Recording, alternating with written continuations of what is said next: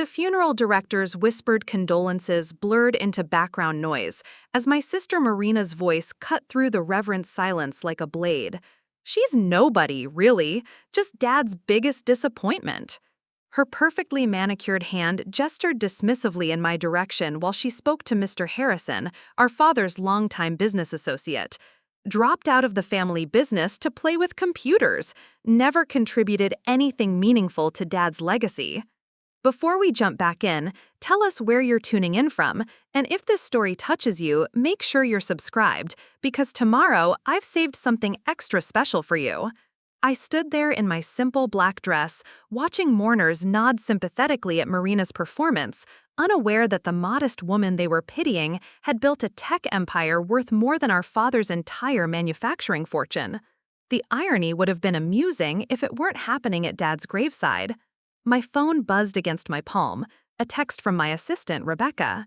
The board meeting is confirmed for tomorrow at 9 a.m. Should I prepare the reveal documents? I typed back quickly, yes, it's time. 27 years of being invisible in my own family was about to end. My name is Sage Montgomery, and at 34, I've learned that sometimes the greatest victories come from the shadows. This is the story of how I reclaimed not just my father's company, but my place in a family that never saw my worth. Growing up as the middle child between my golden boy older brother Marcus and my charismatic younger sister Marina meant mastering the art of invisibility. Marcus was destined to inherit Montgomery Manufacturing from the moment he could walk. Marina, with her brilliant smile and natural charm, was everyone's darling. And me? I was the quiet one who spent too much time with computers and not enough time networking at country club events. My father, Theodore Montgomery, built his steel manufacturing empire from nothing, and he expected his children to worship at the altar of his industrial legacy. Marcus excelled at the schmoozing, the board meetings, the handshake deals that kept the family business thriving. Marina had a gift for public relations and could charm investors with her eyes closed. But me? I found their world suffocating. While they played golf with clients and attended charity galas, I was in my room teaching myself programming languages and dreaming of Silicon Valley. When I announced at 17 that I wanted to study computer science instead of business administration, the disappointment in my father's eyes was unmistakable.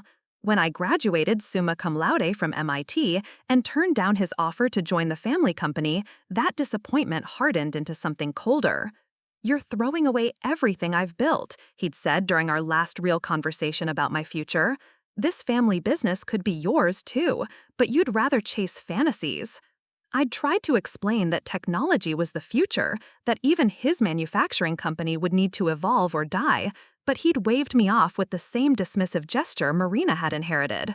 So I left Chicago for California with a computer science degree, $2,000, and a determination to prove that his quiet, disappointing daughter could build something extraordinary. What they didn't know, what none of them knew, was that I'd spent the last 12 years quietly building Nexus Technologies from a cramped garage startup into one of the most innovative software companies in the world. While they assumed I was struggling in some anonymous tech job, I was revolutionizing supply chain management systems, creating AI-driven manufacturing solutions, and building partnerships with companies across the globe, including, through a carefully constructed series of shell companies and holding corporations, slowly but systematically purchasing shares in Montgomery Manufacturing. The idea hadn't started as revenge. Initially, I'd simply seen an undervalued company with massive potential for modernization. My father's business was solid but antiquated, resistant to the technological advances that could triple their efficiency and profits. When I'd approached them through intermediaries 5 years ago, offering consultation services, they'd rejected the proposals without even knowing they came from me. That rejection planted a seed. If they wouldn't accept my help as their daughter, perhaps they'd have no choice but to accept it as their largest shareholder. Working through a network of investment firms, legal representatives, and carefully structured corporate entities, I'd spent 3 years quietly acquiring Montgomery Manufacturing stock. Not enough to trigger disclosure requirements, not enough to raise suspicions, but enough to matter, enough to have a voice. The final piece of my puzzle fell into place 6 months ago when I received a call that changed everything. Mr. Harrison, the same man now listening to Marina's dismissive commentary at our father's funeral, had reached out through official channels with an extraordinary proposition. Montgomery Manufacturing's board of directors, concerned about the company's declining market position and Theodore's increasingly outdated management style, wanted to stage what amounted to a corporate intervention. They'd discovered that someone had been systematically acquiring company shares and wanted to propose a partnership.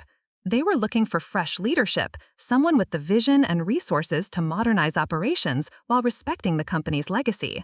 They had no idea they were already talking to Theodore Montgomery's daughter. The preliminary meetings had been conducted entirely through my legal team.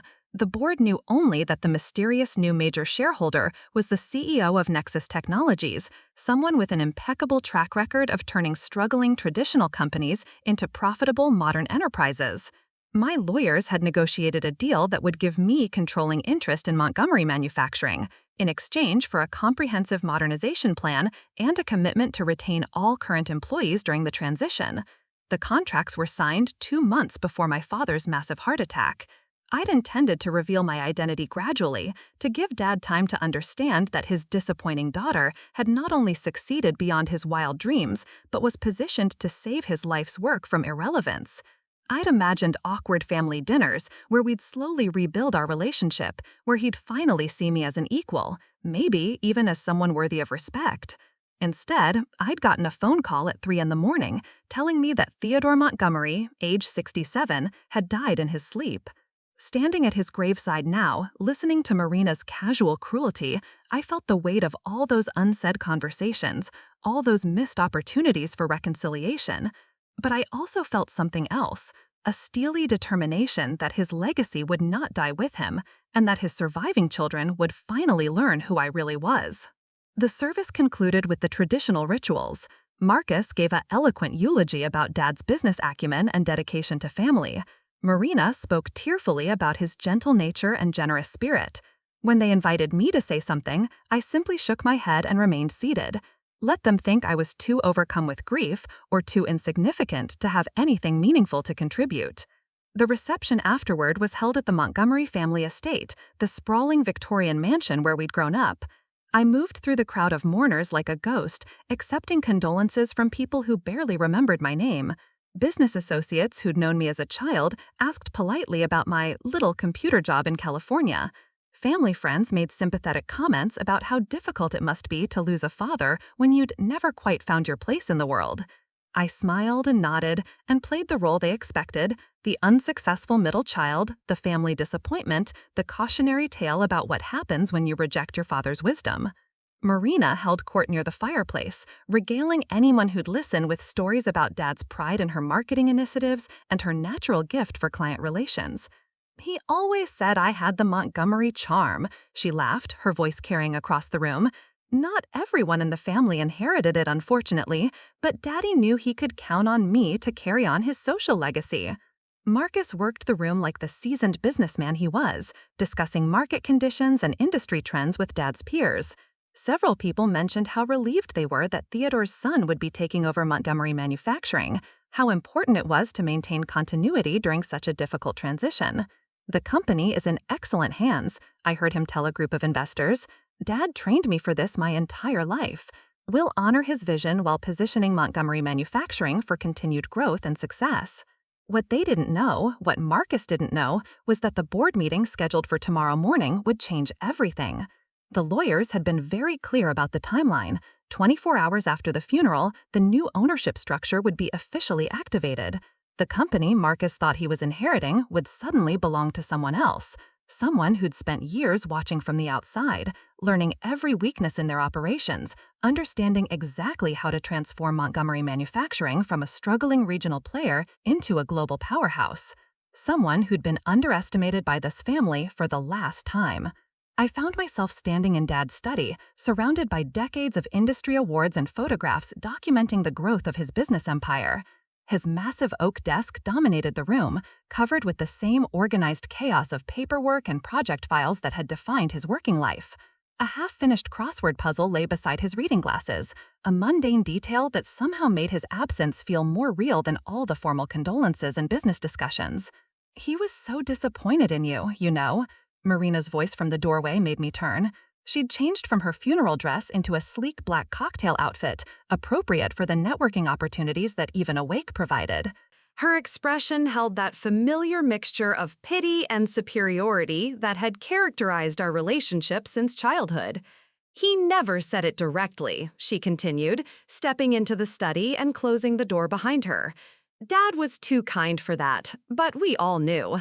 Marcus is taking over the company, I'm handling the foundation and community relations, and you, well, what exactly have you accomplished out there in California? I could have told her about the Forbes article that called me one of the most influential women in tech.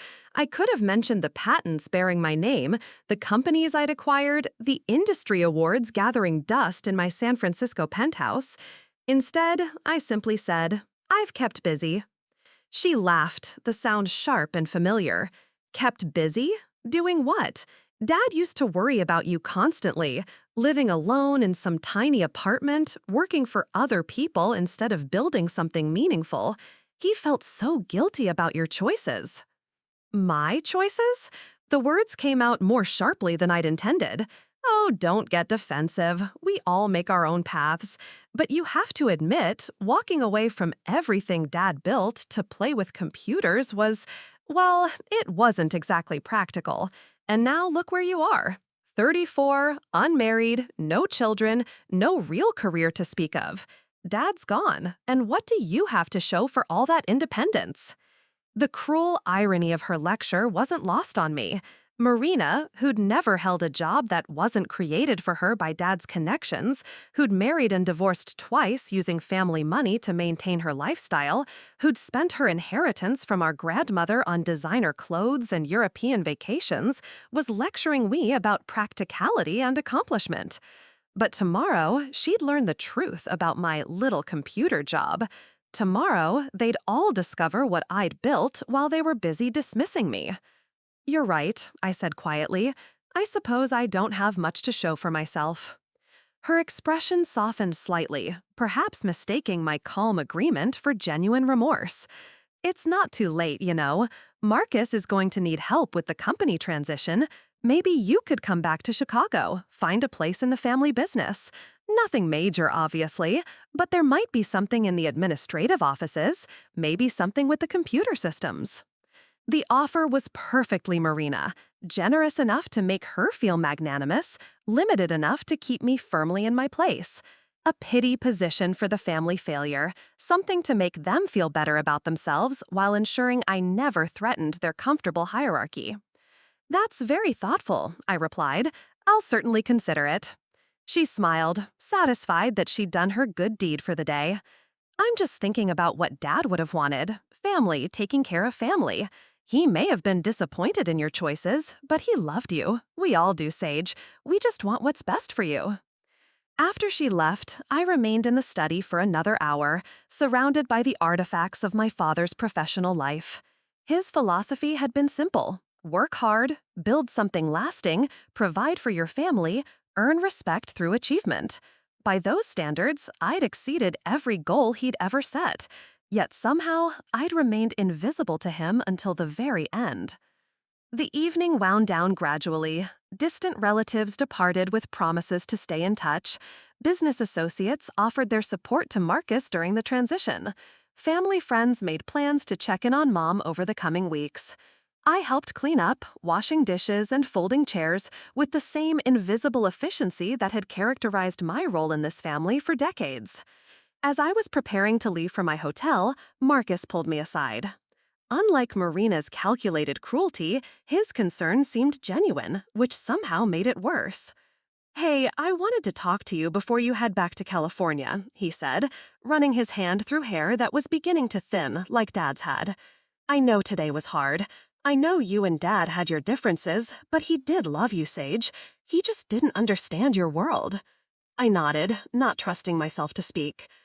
The thing is, he continued, I'm going to be taking over Montgomery Manufacturing officially next week. There's going to be a lot of changes, a lot of challenges. The board has been pushing for modernization, especially with technology integration. And honestly, that was never Dad's strength, or mine, really. He paused, seeming to gather courage for what came next. I was wondering if you might consider coming back to help with that transition. Not permanently, just for a few months while we get our systems updated. You understand computers better than anyone else in the family, and it would mean a lot to have your expertise. The offer was sincere, almost touching in its earnestness. Marcus genuinely believed he was extending an olive branch, offering me a chance to contribute something meaningful to the family legacy. He had no idea that the company he thought he was inheriting no longer belonged to him. That's really thoughtful, Marcus, I said carefully, but I should mention that I already have some commitments that might complicate things. Oh, right, your job situation. Well, maybe you could work something out with your employer. This would just be temporary consulting work, and obviously we'd pay you well for your time. My job situation? If only he knew that my job situation involved running a company with more revenue than Montgomery Manufacturing had generated in its entire 60-year history. If only he understood that the modernization he was worried about had already been planned, funded, and scheduled to begin implementation immediately after the ownership transfer. I'll definitely think about it. Good, that's good. He looked relieved, as if offering me a place in his corporate hierarchy had resolved some lingering family guilt. You know, Sage, I think this could be a fresh start for all of us. Dad's gone, but maybe that means we can build something new together. The three of us working as a team for the first time. The optimism in his voice was heartbreaking. Marcus had always been the family peacekeeper, the one who tried to bridge the gap between Dad's expectations and my stubborn independence. He genuinely believed that our father's death might heal old wounds, that grief might bring us together in ways that success and pride had kept apart. Tomorrow morning would shatter those hopes completely. I drove back to my downtown hotel through streets that held decades of memories. The house where I'd learned to code on an ancient desktop computer Dad had bought for educational purposes. The library where I'd spent countless hours researching programming languages and dreaming of Silicon Valley. The coffee shop where I'd sketched out my first business plan during Christmas break my senior year of college. Chicago had been my launching pad, but it had never felt like home. Home was the sleek San Francisco office where my team of brilliant engineers worked on projects that would reshape entire industries. Home was the satisfaction of solving problems that others deemed impossible, of building systems that made the world more efficient and connected. But tomorrow, Chicago would become something different. Tomorrow, it would become the place where I finally stepped out of the shadows and claimed my rightful place in my family's story. My phone rang as I was getting ready for bed. Rebecca, calling from California with the final details for tomorrow's board meeting. Everything is set, she reported in her characteristically efficient manner. The board members have been informed that the new majority shareholder will be attending in person to discuss the transition plan. Mr. Harrison confirmed that Marcus Montgomery will also be present, as he's been expecting to discuss his new role as CEO. What did you tell them about my identity? Nothing specific, just that you prefer to maintain privacy until the formal introduction. Mr. Harrison seems to think you're going to be some kind of corporate raider looking to strip assets and eliminate jobs. He's actually quite concerned about protecting the Montgomery family's interests. The irony was perfect. Dad's oldest business partner was preparing to defend the Montgomery family against their own daughter. And the presentation materials? All prepared. The full modernization plan, the technology integration timeline, the expansion projections, everything you've been working on for the past 2 years. The board is going to be very impressed with the scope of your vision for the company. After ending the call, I stood at my hotel window looking out over the city skyline. Somewhere out there, Marcus was probably reviewing company files and preparing for what he believed would be his first board meeting as CEO. Marina was likely planning her new role as the face of Montgomery Manufacturing's community outreach initiatives. They were both building futures based on assumptions that would crumble in approximately 12 hours. I felt a strange mix of anticipation and melancholy. This was the culmination of years of careful planning, the moment when all my patience and strategic thinking would finally pay off. But it was also the end of any possibility of reconciliation, the final severing of already tenuous family bonds. Dad was gone, and tomorrow, his surviving children would learn that the daughter they dismissed and pitied had not only surpassed their wildest dreams of success, but had quietly orchestrated the future of everything he built. The little girl who'd been invisible at family dinners was about to become impossible to ignore. And I still wasn't sure if that felt like victory or just another kind of loss. The Montgomery manufacturing headquarters occupied an entire city block in Chicago's industrial district, its red brick facade and steel framework a testament to an era when American manufacturing dominated global markets. I arrived at 8:30 in the morning, 30 minutes before the board meeting that would reshape everything my family thought they knew about power, success, and legacy.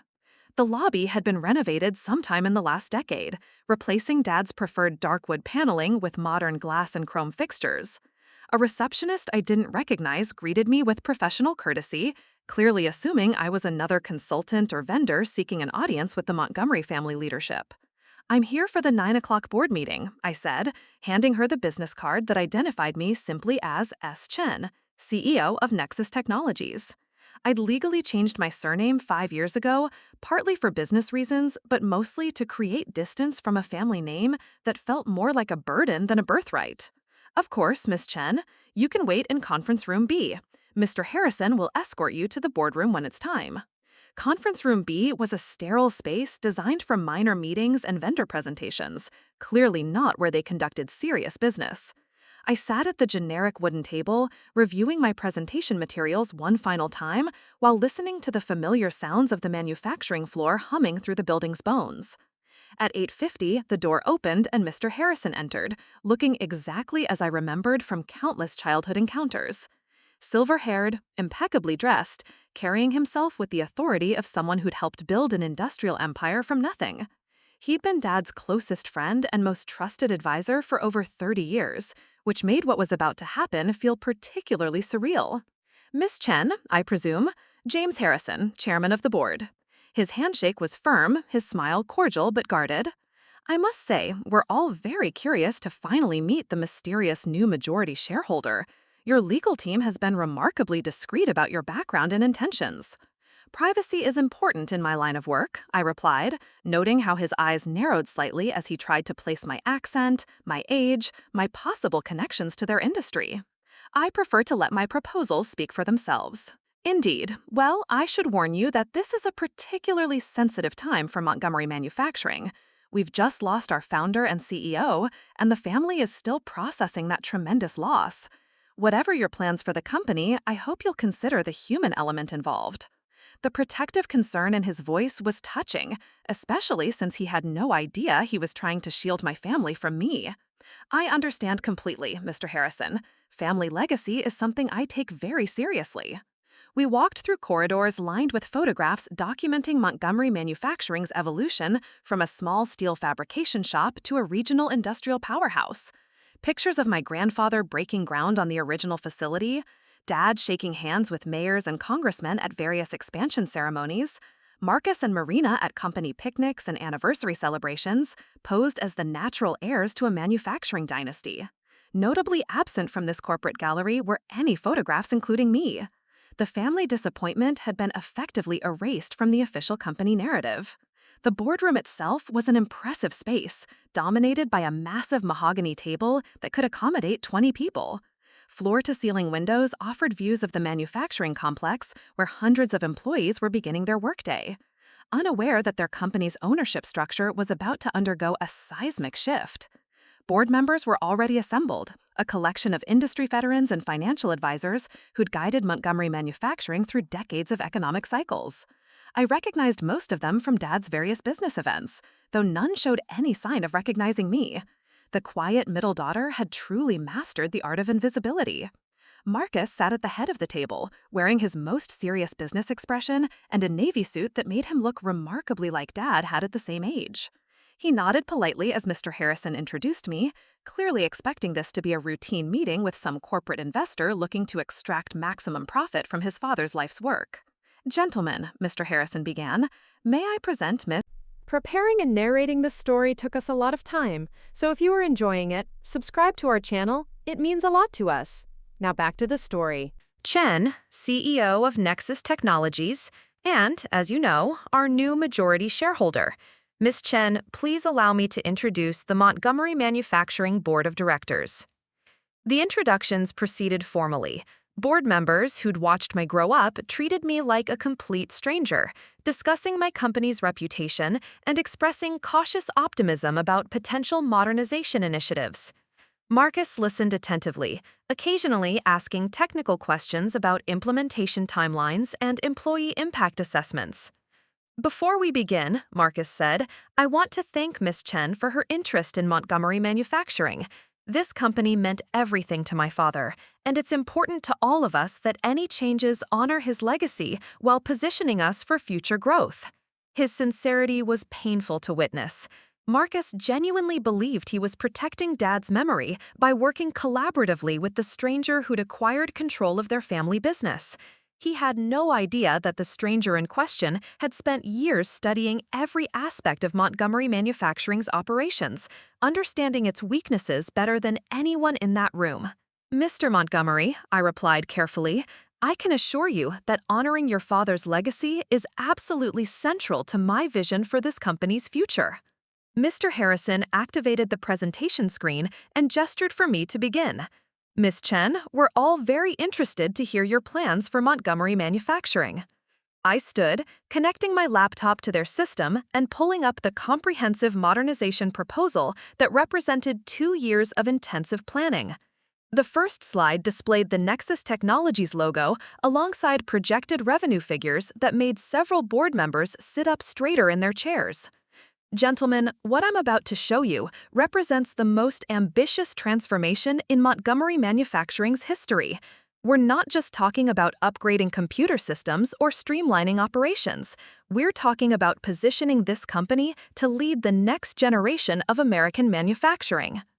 The presentation unfolded systematically.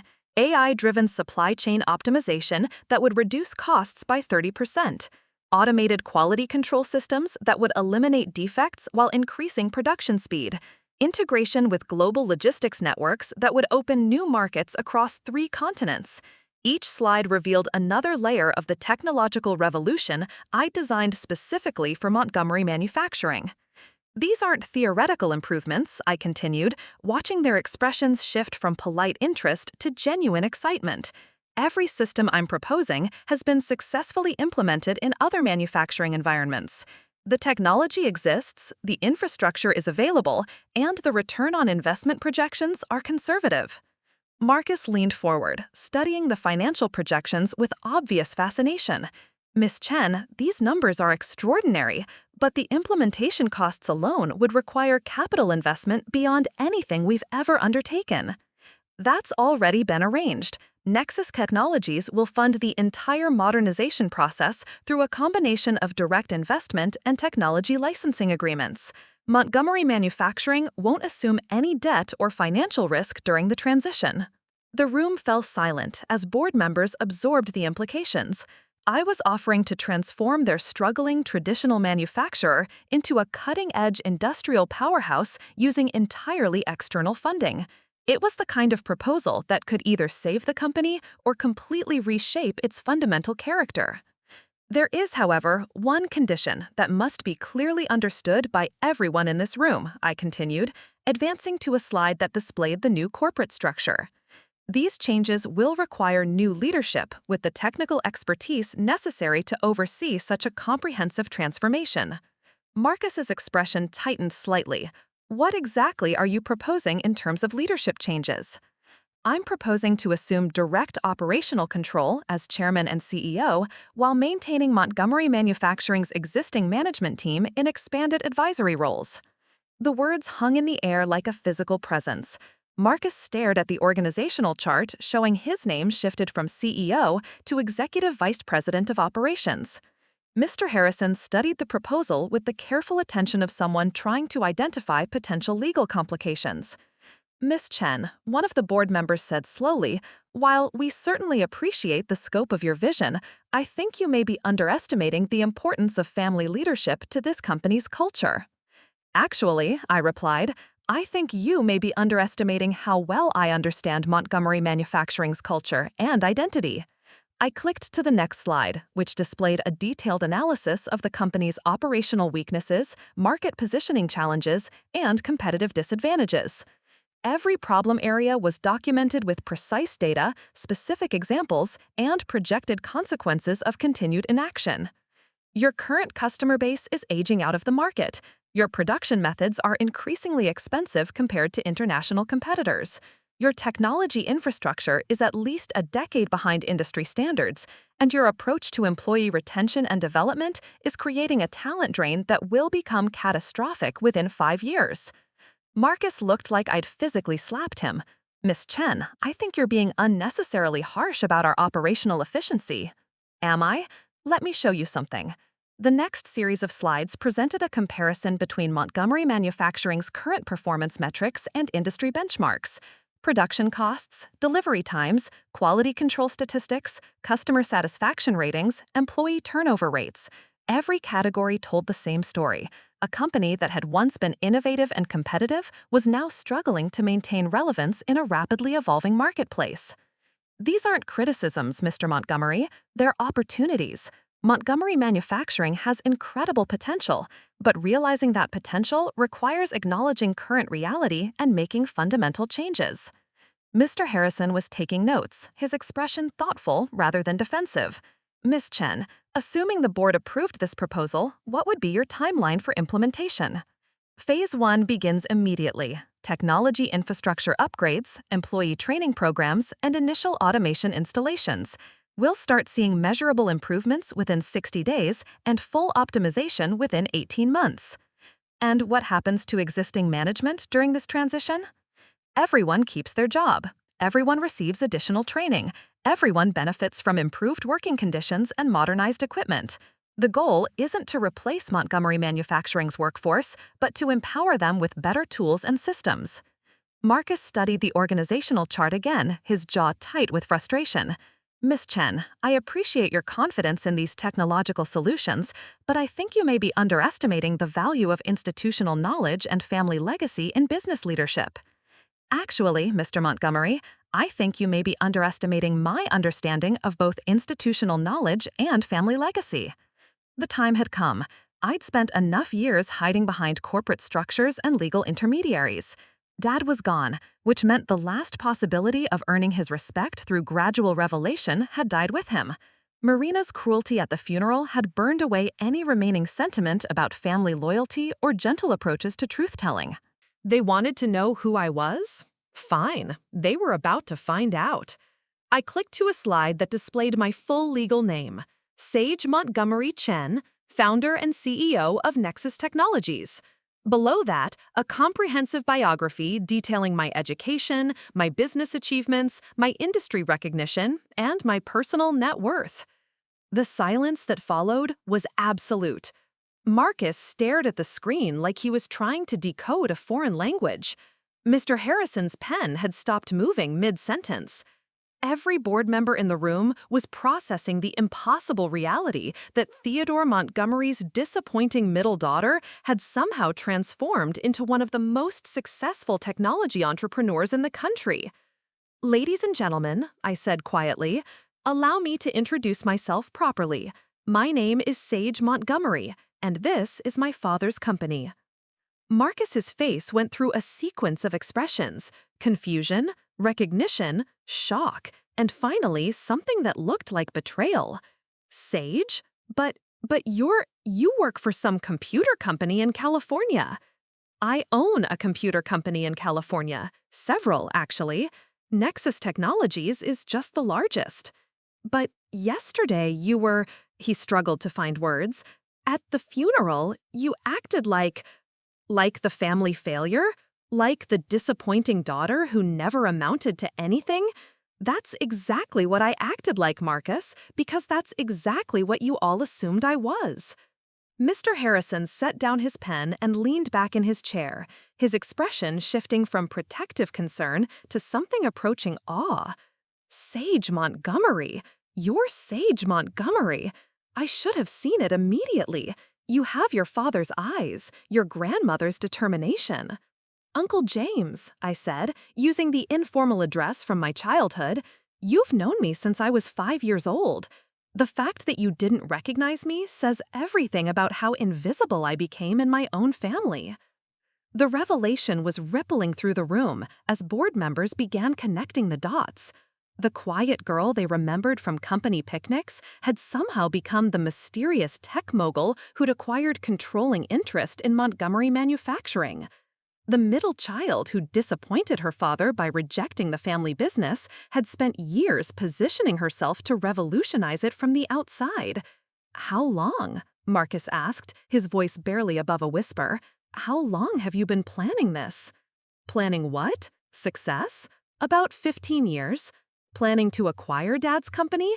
About 3 years, once it became clear that traditional approaches to modernization weren't working." "You bought our family's company out from under us?" "I bought stock in an undervalued manufacturing firm that happened to be owned by people who'd spent decades making me feel like I didn't belong in their world. The fact that it's our family's company is honestly secondary to the business opportunity it represents." One of the board members, a man I remembered as Dad's college roommate, spoke up hesitantly. "Sage, I have to ask, does your mother know about any of this?" "Mom knows I have a successful career in technology. She doesn't know the details because no one in my family has ever asked for details. You all assumed I was struggling because it was easier than acknowledging that the daughter you dismissed might actually be more successful than the children you celebrated." Marcus was staring at the organizational chart again, trying to process his demotion from CEO to executive vice president. "So what happens now? You just take over everything Dad built?" "No, Marcus. I take over everything Dad built and transform it into something he never could have imagined. I turn Montgomery Manufacturing into a global leader in smart manufacturing technology. I create jobs, increase profits, and build a legacy that honors his industrial vision while embracing the technological future he was too stubborn to accept. And us? What happens to Marina and me in your grand vision?" The question held genuine pain, and despite everything, I felt a flicker of sympathy for my brother. Marcus had spent his entire life preparing to inherit a company that no longer belonged to him. He'd shaped his identity around expectations that had just been shattered by the sister he'd barely noticed. "That depends," I said carefully, "on whether you're willing to work with me instead of against me. This company needs good operational managers who understand the manufacturing process and employee culture. What it doesn't need is leadership that's resistant to technological advancement and strategic innovation." "You're talking about demoting us in our own family's company?" "I'm talking about promoting you to positions where your skills actually matter.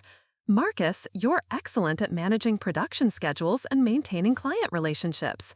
Those abilities become exponentially more valuable when they're supported by cutting-edge technology and expanded market access. The question is whether your ego can handle working for your little sister." The brutality of the situation was sinking in for everyone in the room. The Montgomery family dynamics that had seemed so stable just 24 hours earlier had been completely inverted. The invisible daughter was now the person in charge. The golden boy heir had become middle management, and none of it had happened through family consultation or collaborative decision-making. Mr. Harrison cleared his throat diplomatically. "Sage, while I'm certainly impressed by your achievements and your vision for the company, I think we need to consider the emotional and practical implications of such a dramatic leadership transition." "Uncle James, the practical implications are straightforward. Montgomery Manufacturing survives and thrives under new leadership, or it continues declining under traditional management until it becomes irrelevant and eventually fails."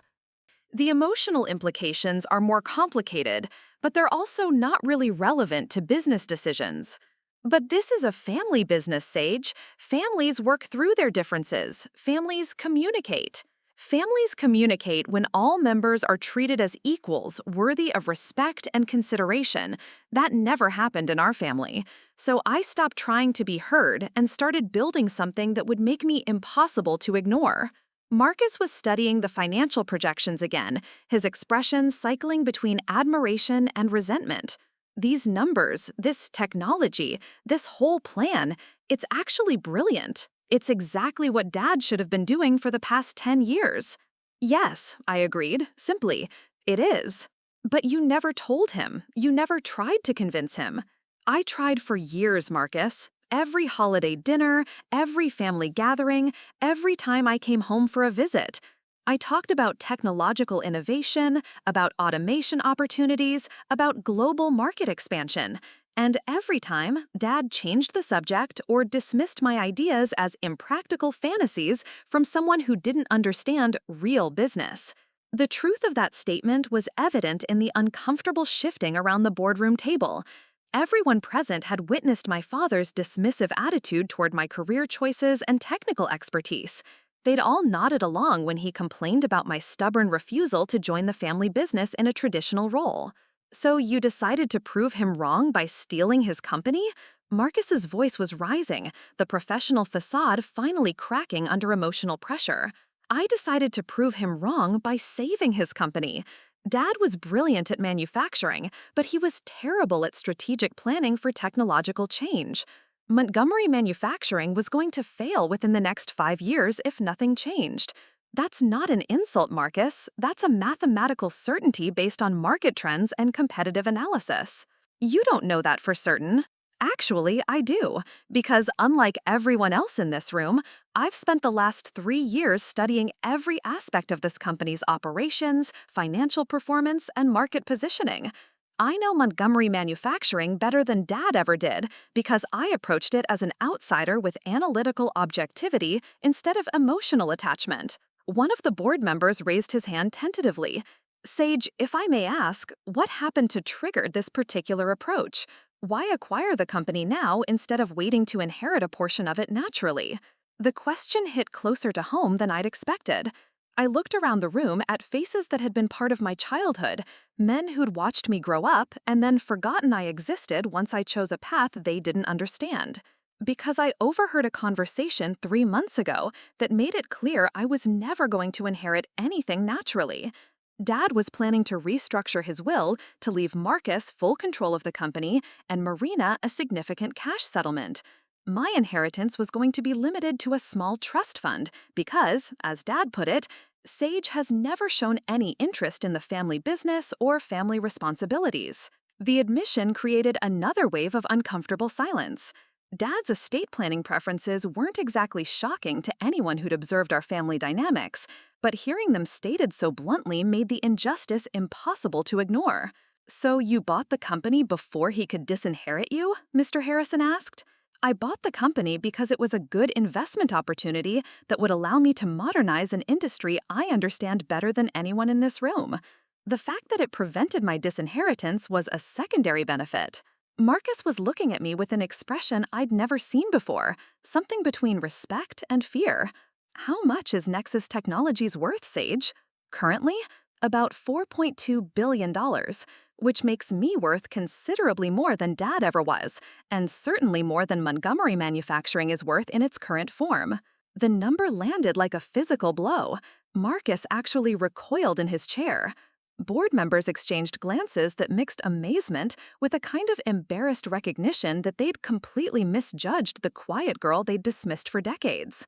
$4 billion, Marcus repeated slowly. "You built a $4 billion company while we thought you were struggling to make ends meet in California. I built a $4 billion company while you were all too busy with your own lives to ask about mine. There's a difference." "But why didn't you tell us? Why let us think you were unsuccessful?" "Because it became clear that your opinion of my worth was based entirely on your understanding of my circumstances. When those circumstances improved dramatically, you never bothered to update your assessment, so I stopped providing updates." The boardroom felt heavy with the weight of years of misunderstanding and missed opportunities. These men had known me as a child, had watched me grow up with obvious intelligence and determination, and had somehow failed to imagine that those qualities might translate into extraordinary success once I found the right environment to develop them. Mr. Harrison was shaking his head slowly. "Sage, your father would be so proud of what you've accomplished. He talked about you constantly, worried about your happiness and security. If he'd known, If he'd known, he might have treated me differently, but he didn't know because he never asked. And now it's too late for family reconciliation, but it's not too late to save his company and honor his legacy in a way that actually matters. What about Marina? Marcus asked. Does she know about any of this? Marina will find out the same way you did, by being informed after the fact that the family dynamics she's always taken for granted no longer exist. You're going to blindside her the same way you blindsided me? Marcus, I didn't blindside you. I gave you exactly the same consideration you've given me for the past 15 years. I made decisions about my life without consulting you because I assumed you wouldn't be interested in the details. The parallel was uncomfortable but undeniable. Marcus had spent decades treating my career choices and life decisions as irrelevant to family planning. Now he was experiencing what it felt like to discover that someone close to you had been making major decisions without your input or awareness. So what happens next? He asked finally. Next, the board votes on whether to accept my modernization proposal and leadership transition. If they approve it, we begin Phase 1 implementation immediately. If they reject it, I implement the same modernization plan as the majority shareholder, but without the collaborative approach I'm currently offering. You mean you'll do it anyway, whether we cooperate or not? Marcus, I own 51% of Montgomery Manufacturing. I can implement any changes I want, hire any management team I prefer, and pursue any strategic direction I choose. What I'm offering today is an opportunity for family members to be part of that transformation, instead of being replaced by it. The ultimatum was clear, even if I'd tried to phrase it diplomatically. They could work with me as partners, or they could be overruled as minority shareholders. Their choice was between collaboration and irrelevance, between adaptation and replacement. Mr. Harrison looked around the table, reading the expressions of board members who were still processing the revelation that their new majority shareholder was Theodore Montgomery's daughter. I think we need to take a brief recess to discuss these proposals privately. Of course, I agreed. I'll wait in conference room B. As I gathered my presentation materials, Marcus remained seated, staring at the organizational chart that redefined his entire future. Sage, he said as I reached the door, I just have one more question. What's that? Are you doing this to save Dad's company, or are you doing this to get revenge on us for treating you badly? The question was fair, and it deserved an honest answer. I turned back to face my brother, this man who'd shared my childhood but never really known me, who'd inherited every advantage our family could provide but had never questioned whether those advantages came at someone else's expense. Both, I said simply. I'm saving Dad's company because it deserves to survive and thrive, and I'm taking control of it because I'm tired of being invisible in my own family. Whether those motivations conflict with each other is something you'll have to decide for yourself. I left them to deliberate, knowing that the vote was really just a formality. The board would approve my proposal because rejecting it would mean watching Montgomery Manufacturing stagnate under leadership that lacked both the vision and the resources to compete in a rapidly changing marketplace. But the real decision wasn't being made by the board. The real decision was being made by Marcus and eventually by Marina.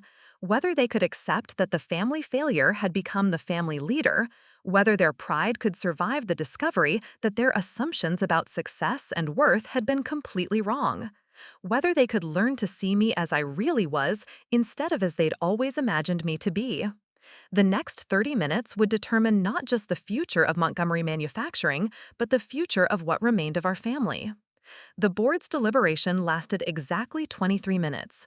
When Mr. Harrison summoned me back to the boardroom, the atmosphere had shifted from shocked confusion to cautious acceptance. Marcus sat straighter in his chair, his expression unreadable but no longer hostile. The other board members wore the carefully neutral faces of businessmen who'd recognized an inevitable outcome and chose pragmatism over sentiment. Sage, Mr. Harrison began formally, the board has voted unanimously to approve your modernization proposal and accept the leadership transition as outlined. We're prepared to move forward with Phase 1 implementation immediately. I nodded, unsurprised but relieved that we could proceed without lengthy legal battles or corporate infighting. Thank you. I think you'll find this transition benefits everyone involved. There is one condition, Marcus interjected, his voice steady but firm. I want regular progress reports and full transparency about all operational changes. This may be your company now, but it's still our family's legacy. Absolutely. In fact, I was hoping you'd consider taking a more active role in the transition planning. Your operational knowledge will be invaluable during the technology integration process. His eyebrows raised slightly. You actually want my input? Marcus, you understand Montgomery Manufacturing's production systems better than anyone. I need that expertise to ensure the modernization enhances rather than disrupt our core manufacturing capabilities. It was the first time I'd said our in reference to the company, and the word carried weight that surprised both of us. Despite everything that had happened, despite the deception and corporate maneuvering, Montgomery Manufacturing was still fundamentally a family enterprise. The question was whether we could build a functional family dynamic around this new reality. The meeting concluded with administrative details and implementation timelines. Board members who'd known me as a child approached with a mixture of congratulations and bewildered admiration. Several mentioned how proud my father would have been, though I suspected Dad's reaction would have been more complicated than simple pride. As the room emptied, Marcus lingered behind, organizing papers with unnecessary precision. Sage, I need to ask you something, and I want an honest answer. Okay. Are you planning to fire me? The vulnerability in his question caught me off guard. Marcus had always projected such confidence, such certainty about his place in the world. Seeing him uncertain and asking for reassurance felt like encountering a completely different person. No, Marcus, I'm not planning to fire you, but I am planning to challenge you to become better at your job than you've ever been before. What does that mean? It means learning new systems, adapting to new processes, and accepting that some of your assumptions about manufacturing and business leadership might need updating. Are you willing to do that? He considered this for a long moment. Do I have a choice? You always have a choice. You can work with me to modernize Montgomery Manufacturing, or you can leave and start your own company using traditional methods. But you can't stay here and resist technological progress because it's uncomfortable or unfamiliar. And Marina, what about her role in all this? That was the conversation I'd been dreading. Marina's reaction to yesterday's revelation would likely be more explosive than Marcus's measured confusion.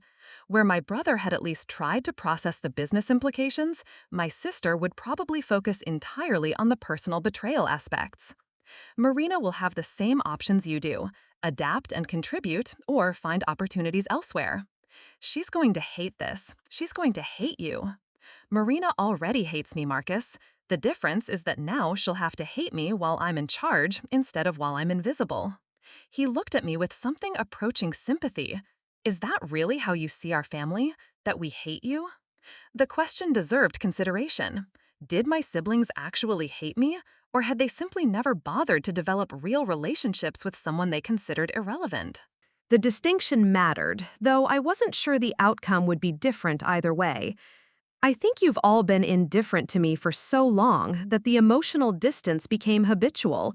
Whether that constitutes hate or just neglect is probably semantic. That's not fair, Sage. We love you.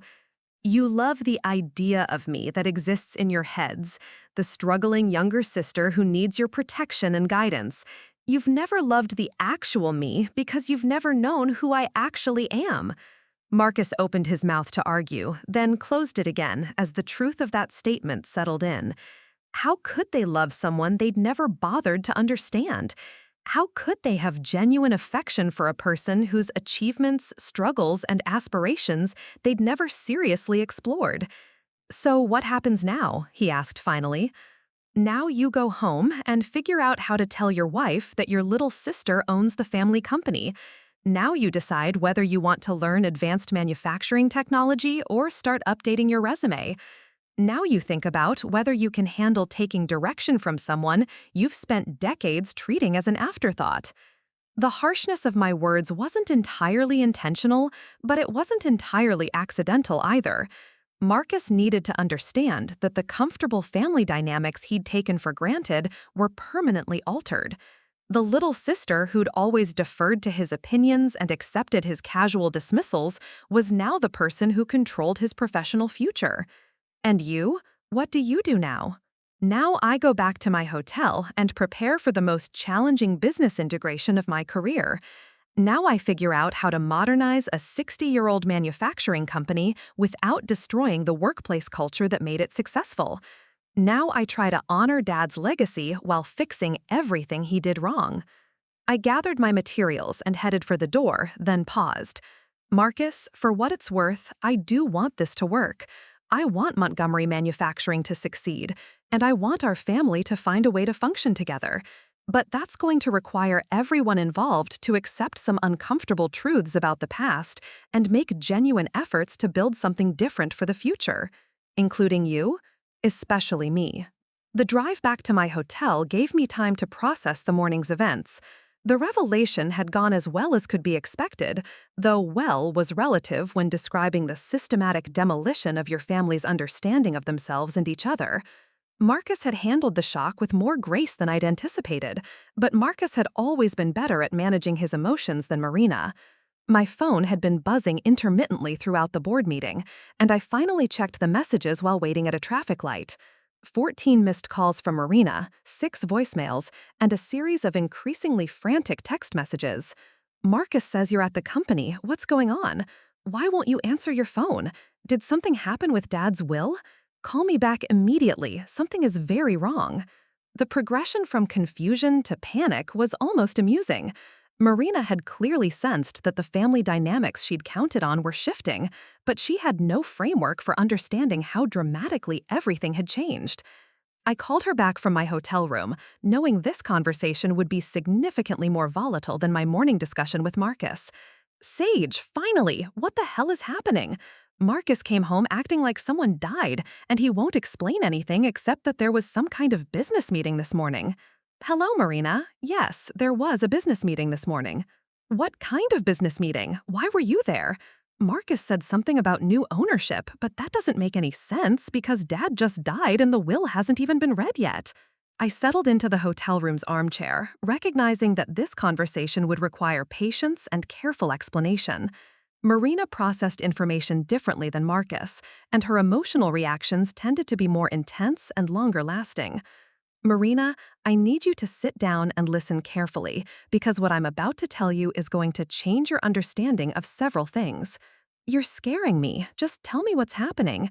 Montgomery Manufacturing has been acquired by a new majority shareholder. That shareholder is implementing a comprehensive modernization plan that will transform the company's operations and leadership structure. Acquired? By who? That's impossible. It's a family company.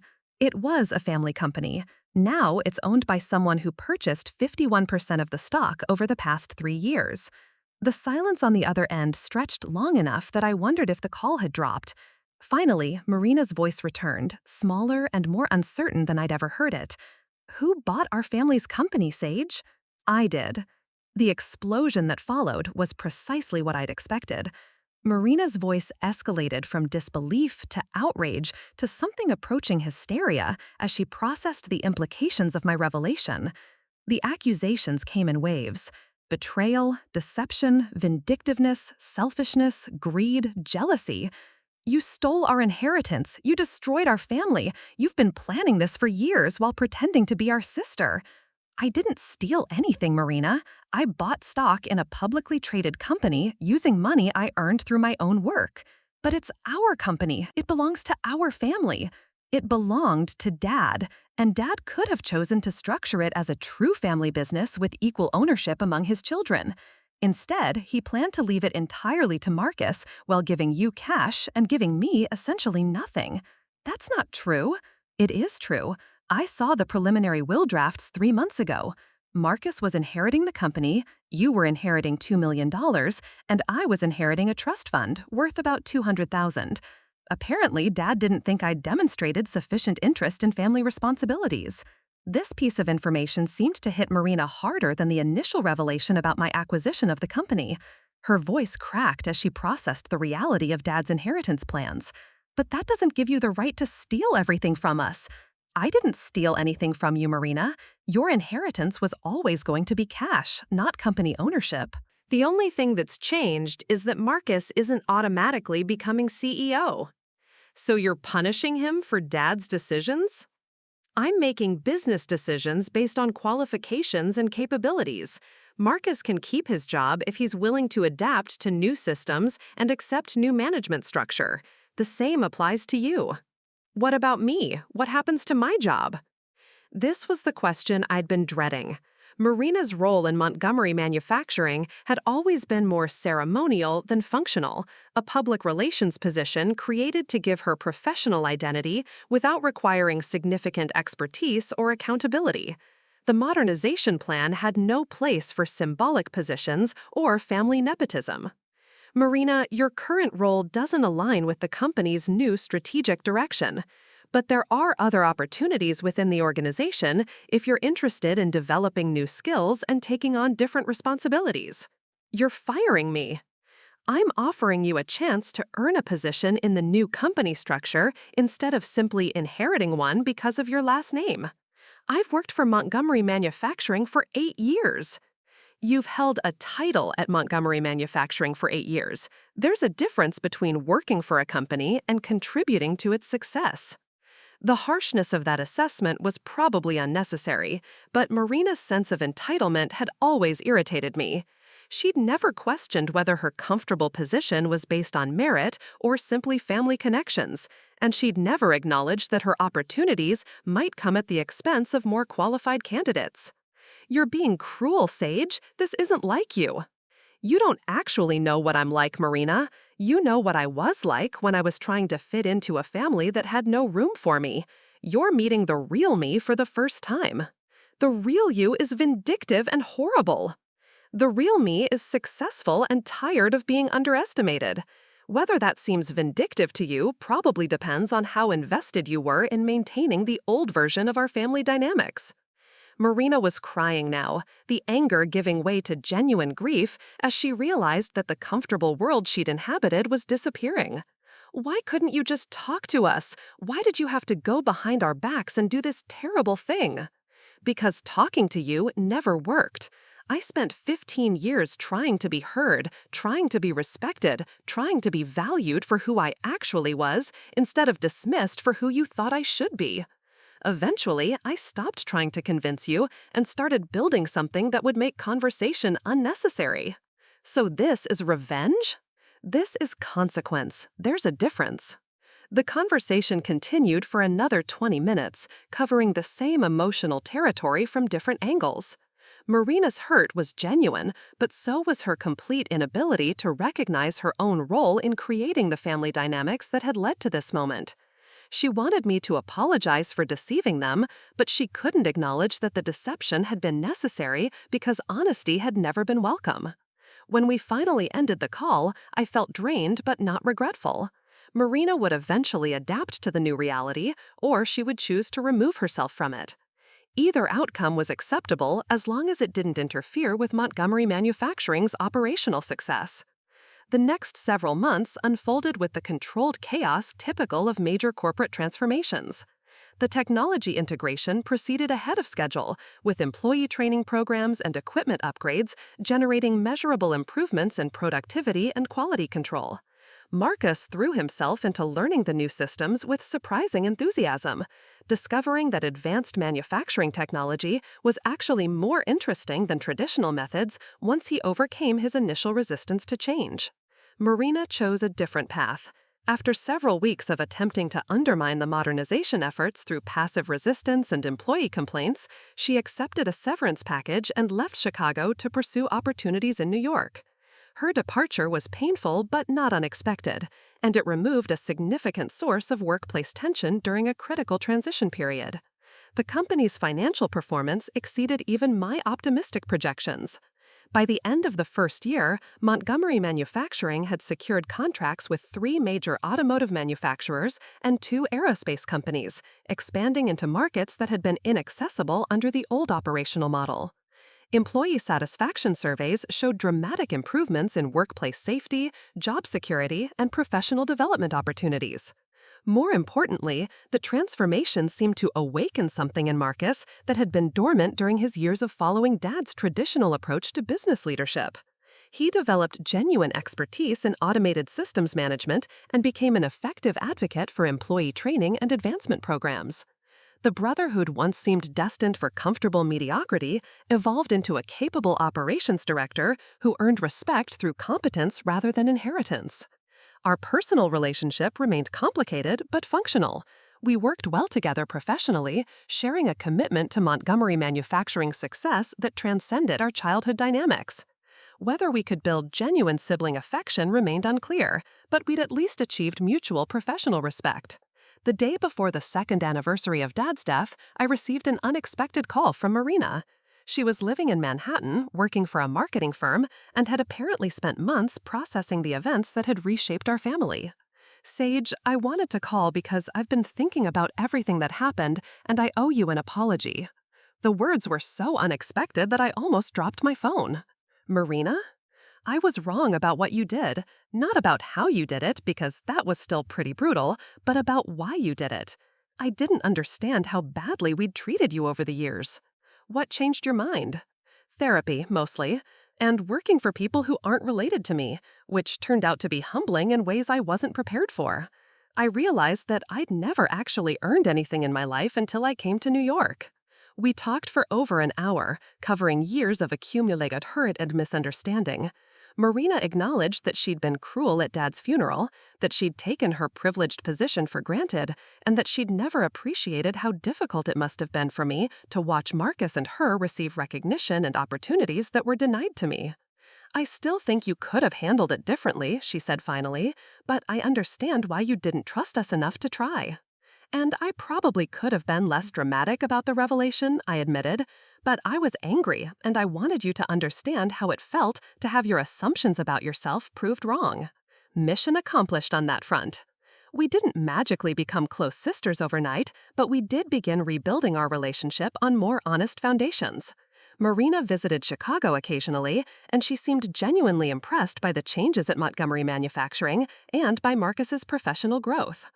The company that Dad had built as a family legacy became something different under my leadership, a genuinely innovative business that created opportunities for employees to grow and advance based on merit rather than connections. The modernization that he'd resisted saved not just his company, but the jobs of hundreds of people who might have faced unemployment if Montgomery Manufacturing had continued its gradual decline. Whether Dad would have been proud of what I'd accomplished remained unknowable, but I'd stopped needing his approval to validate my choices. The quiet daughter who'd spent years being invisible had built something visible enough to transform an entire industry, and that achievement belonged entirely to me. Standing in the renovated Montgomery Manufacturing headquarters 5 years after that devastating board meeting, watching employees operate advanced equipment that had revolutionized their productivity and job satisfaction, I realized that the best revenge had indeed been success. Not the petty satisfaction of proving others wrong, but the deeper fulfillment of building something meaningful from the wreckage of old assumptions and failed relationships. The little girl who'd been dismissed as a disappointment had become the leader who saved her father's legacy by refusing to be limited by his vision. And perhaps, in the end, that was exactly the kind of inheritance he would have chosen to leave behind, if he'd been wise enough to recognize it. Up next, you've got 2 more standout stories right on your screen. If this one hit the mark, you won't want to pass these up. Just click and check them out.